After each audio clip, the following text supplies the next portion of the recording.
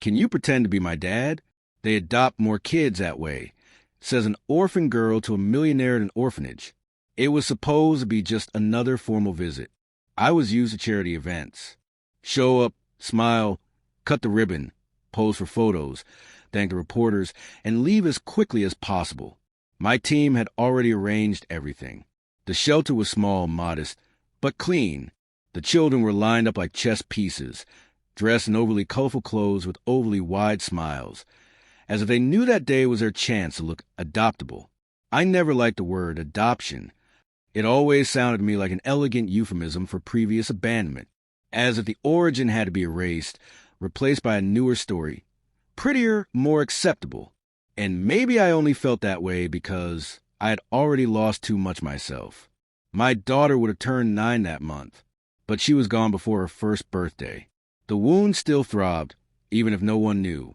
I was distracted, signing documents and trying to look engaged, when I felt a small tug on the sleeve of my suit. I thought it was just a curious child wanting to see the expensive watch I wore, something that happened often. But when I looked down, I saw a pair of deep black eyes staring up at me.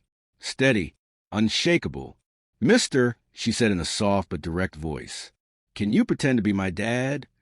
I froze completely. She didn't smile. It didn't sound like a joke. Her face was clean, but her eyes were heavy. A child of 9, maybe younger, asking a stranger to pretend to be her father. And it wasn't a theatrical plea. It was urgent, contained within a body so small. I swallowed hard. "Sorry? What did you say?" I asked, forcing a smile to hide how shaken I was. She took a breath, like someone who had rehearsed it many times in her head. "If you come here more often, if the adults think you're my dad, maybe someone will choose me. Nobody wants a kid nobody ever wanted. But if they think you visit me, that I already have someone, they'll think I matter." It shattered me. I looked around. No one was paying attention. The team was taking photos of the other children, receiving toys. A politician was giving a speech beside the director. Everything felt like theater. But there, in that little patch of shadow, it was just me and her. "What's your name?" I asked, my voice lower than I intended. "Alana. And do you say this to everyone?" She frowned, almost offended. "No, just you." "Why me?" She shrugged, but her eyes didn't move. They stayed locked on mine. "Because you don't look like someone who just takes a photo and walks away." I didn't know how to respond, and in the silence that wrapped around us, I realized she was right. I didn't look like someone who walks away. I always had. In every relationship in my life, I was the first to leave, to avoid bonds, to fear repeating old losses. But something about that girl made me stop. She didn't ask me to take her away, didn't ask for toys, didn't ask for love, just a pretend presence, a comforting lie, the saddest lie I've ever heard. I knelt a little, bringing our faces almost to the same level, and I said, without thinking too much, "Okay, I'll come back tomorrow." She hesitated for a moment, as if she didn't believe me. "Promise?" "I promise." I didn't know that "I promise" would be the beginning of everything. On the way out, my assistant came over to confirm my schedule for the week. There were meetings, conferences, interviews, a lunch with investors. I heard none of it. My mind was stuck on the question Alana had asked. "Can you pretend to be my dad?" Of all the proposals I've ever received in life, none had pierced me so deeply. In the car, heading back to the city, I looked out the window and saw myself, just for a second, standing outside, still on the orphanage steps, as if I hadn't left, as if I were still kneeling there in front of her, trying to understand why a part of me, a part one thought was long dead, had just come back to life. It was just a simple request. But behind it, there was an ancient sorrow, and maybe a chance for redemption. I came back. The next day, and the one after that too. No cameras, no press, no assistants. Just me in my black car waiting at the entrance of the shelter, holding a bag of cheese bread that probably seemed like a silly gesture. But to her, it was a banquet. Alana, braids tied with yellow ribbons, the same as yesterday, or maybe new ones, I'm not sure. The caregiver said she had learned to braid her own hair by watching phone videos from the staff. She didn't trust anyone to touch it. I found that curious. I found it powerful. She waited for me sitting on the porch wall, her little legs swinging in the air, a notebook in her lap, and a dull pencil in her hand. She smiled when she saw me, not the big smile they teach kids to give for photos, but a small, shy one as if to say, "I knew you'd come, but I still can't quite believe it." "I brought cheese bread," I said. "Warm. Almost." She took the bag and ate in silence. And for some reason, that silence was comforting. I didn't need to entertain her. Didn't need to make conversation. Just being there was enough. As if presence itself were the gift. After that day, our routines changed. I started showing up 3, sometimes 4 times a week. Sometimes I just brought a book and read to her on the porch. Other times we sat quietly, watching the younger kids play while she told me each of their stories. She knew everyone's names. She knew who cried at night, who had food under the mattress, who was afraid of the dark, and who dreamed of having a dog. "And you?" I asked once. "What do you want?" She thought for a long moment. "A different name." "What do you mean?" "A name with a last name. Alana, something like the names the other people's kids have." I swallowed hard. The wound I thought I had buried began to pulse again. It was hard to look at her and not think of my daughter, also named Alana, also quiet and observant, also with a gaze that said more than her mouth ever could.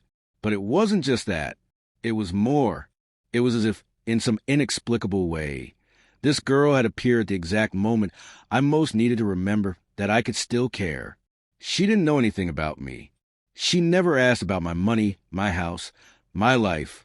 It was as if she accepted me exactly as I was, broken, quiet, disguised as a functional adult. One day, I arrived earlier and saw a scene I'll never forget. Alana was facing away from me, showing a younger girl how to sit up straight. She was saying, "If you hunch your shoulders, they think you're sad. And no one wants to adopt a sad kid. You have to smile, look light. It's all theater, you know." The other girl didn't understand, but I did, and it broke me. That night, I lay in bed staring at the ceiling for hours, thinking about that sentence. You have to smile. You have to look light. It's all theater. How many times had I lived like that myself, smiling at events, signing contracts, shaking hands, while inside I was falling apart? This girl, not even 10 years old, had already figured out the world. And somehow, she knew the only way to survive was by performing, pretending to be light, pretending it didn't hurt. But with me, she was different. One day, while I was gathering the books I had brought, I overheard her whispering to one of the staff. "He's my dad. He lives far away. That's why he hasn't taken me yet. But he comes back. He always comes back."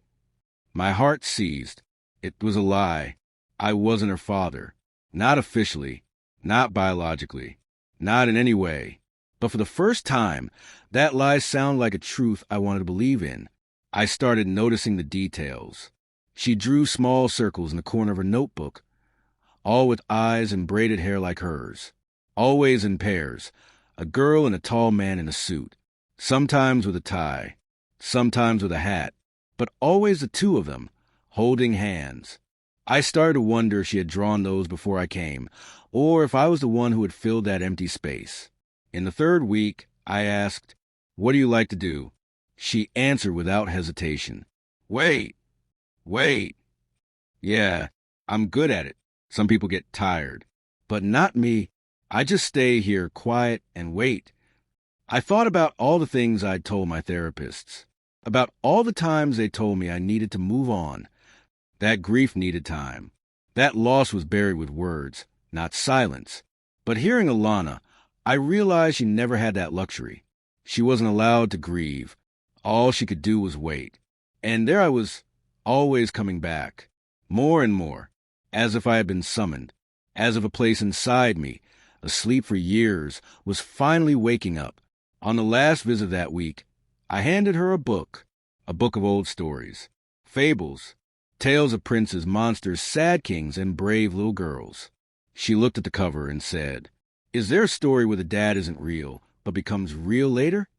I don't think so, I replied, smiling.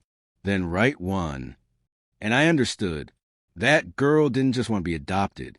She wanted to be seen, chosen, loved, even if only in fiction, even if only by someone pretending. But what if it wasn't pretending anymore? The visits to the shelter were no longer an obligation, not even a charitable gesture. They had become routine, a necessity, a quiet pause between the rush and the pain. And it was during one of those visits that Alana made an unexpected request, with the casualness of someone asking a simple favor. Do you think I could spend the weekend with you? I stayed silent for a few seconds.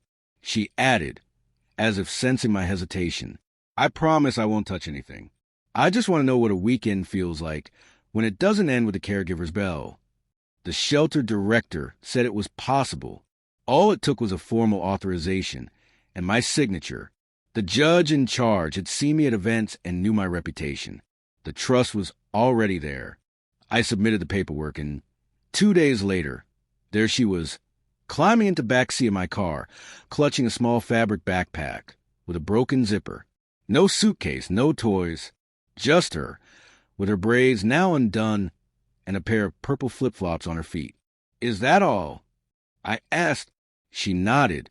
I left the rest behind a long time ago. We didn't talk much on the road. The radio played softly, and now and then she turned to the window and asked things like, Is that building yours? No. What about this car? Yes.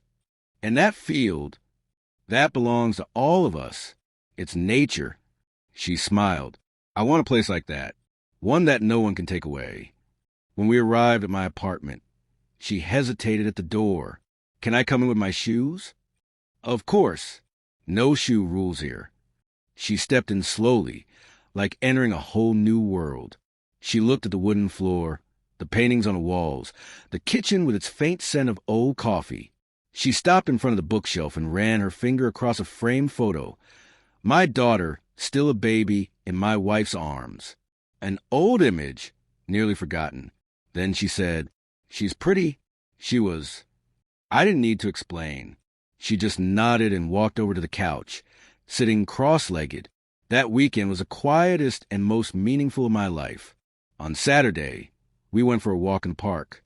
She asked for a popsicle, but licked it so slowly it nearly melted in her hand.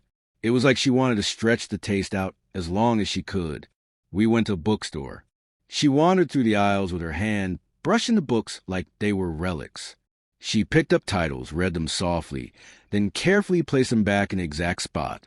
In the children's section, she stopped in front of a blue-covered book with a drawing of a girl and a bear. Can I keep this one? Sure. Want me to buy it? No, I want to keep it here. Sitting, just for today. And so she did. She sat in the corner of the store, legs tucked in, the book open on her lap. I watched her from a distance, in silence, trying to understand how a girl could carry so much gentleness in her hands, as if the whole world was too fragile to touch carelessly. That night, I ordered pizza. She ate 2 slices and wrapped one in a napkin. It's for tomorrow. They don't have pepperoni at the shelter. But tomorrow, you'll still be here. She smiled without answering. In the middle of the night, I went to get a blanket for myself and found her asleep on the couch. She was curled on her side, hugging her own arm like she was protecting herself from bad dreams. I took another blanket and gently covered her. On Sunday, before lunch, something small happened, but it said everything. We were in the building's parking lot. Coming back from the market, a neighbor waved and asked, smiling, So, decided to grow the family? Before I could reply, Alana said quietly, Just until tomorrow. The neighbor chuckled, not understanding. And I stood there, frozen, a bag of bread in my hand and a lump in my throat. Later, as we were about to go upstairs, she pointed to my car and asked, Is that your car? Yes. Want to take a drive? Sure. Where to? She hesitated, then shook her head. Better not. If the others see, they'll think you chose me, and that wouldn't be fair to them. That pierced me like a blade. But what if I did choose you?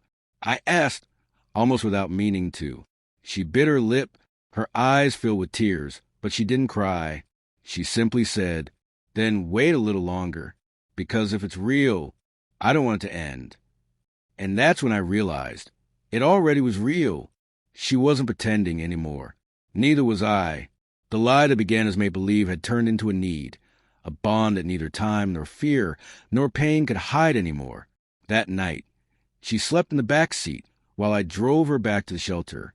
She slept like someone who trusted, like someone who, for the first time, had found something that felt like home. And me? I parked nearby, turned off the engine, and stared at the dark sky for a long time. I wanted to understand what was happening to me. I wanted to find a simple answer, but there wasn't one. I only knew one thing. I didn't want to leave her there. But for now, it was still too soon. She said she knew how to wait. And I, for the first time in years, was willing to wait with her. On Tuesday morning, I went to the shelter earlier than usual. I had prepared a breakfast basket with fruit, cakes, and the cheese bread Alana loved, and I wanted to see her before any other commitments. I was nervous. I wasn't sure why. Maybe because after the weekend we had shared, something inside me could no longer accept the idea of leaving her there. When I parked, I noticed something different at the gate. A white car, clean, expensive, tinted windows, and next to it, a well-dressed couple. The woman had an overly wide smile, and the man stood with his arms crossed. One of the shelter's caregivers was talking to them enthusiastically. It looked like a scene from an adoption commercial. I quickened my pace. Before I could ask anything, a monitor approached and said in a neutral tone, "Hi, Alana is in the courtyard, but today she's going out for an adoption interview." Time froze. "What do you mean?" I asked, a knot forming in my throat. A family from the capital filed a request last month. They were selected.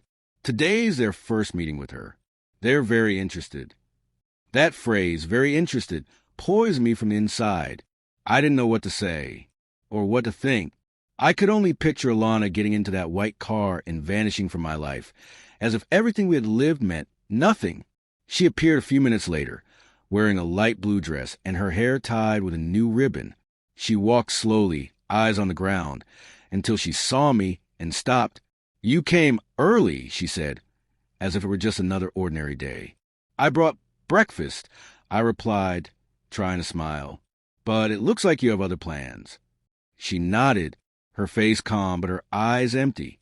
"They want to meet me. The lady said she lives in a house with a garden, that the room already has a bed with a pink blanket, and that her husband likes to watch movies on Sundays. And you? I like you." Her answer hit me like a punch to the gut. "But maybe it's better for me to go," she continued, almost in a whisper. "We agreed it was just pretend, remember?" I stayed silent. Pretend. The word felt dirty in her mouth, like it had never made sense, like she had known all along we weren't really pretending. She walked over to the couple. The woman knelt down, opened her arms, and smiled wide. Alana was polite. She smiled back, but her body didn't surrender. It stayed stiff, her feet together and shoulders hunched. For a moment, I thought she'd go. I thought she'd get into that car and watch through the window until she disappeared around the corner. And maybe that was the right thing. Maybe that family could give her everything I, with my messy life, my loneliness, and my unresolved pain, never could. But just before she got in, she looked back. She looked straight at me. And in that look, there was everything she didn't say. Fear, doubt, hope, and a silent plea. "Stop me." But I couldn't. I had no legal right over her, no official bond. I was just a man who'd been pretending to be a father to a girl who wasn't his. To the world, it was madness. The director approached and said quietly, "If you want to talk to the judge, I can help, but it would have to be official. You'd have to request guardianship, adoption. It can't just be visits anymore." I held on to that sentence like a knife in my chest. The couple noticed the girl's hesitation and decided to postpone the outing. They said they'd return on the weekend to try again.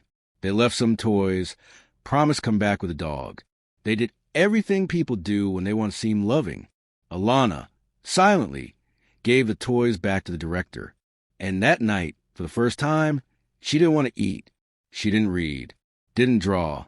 She just sat there, arms crossed, staring out the window of the shared bedroom. When I left, she came to the gate. "Will you come back tomorrow?" "I will." "Promise?" "I promise." And as I turned to leave, I heard the sentence that shattered the rest of my day. "But if you don't come back, it's okay." I know sometimes pretend dads have to go away too. I stopped, but I didn't look back. Because if I looked, I would cry. And if I cried, I wouldn't be able to pretend anymore that this wasn't real. Because it was more real than anything I had ever lived.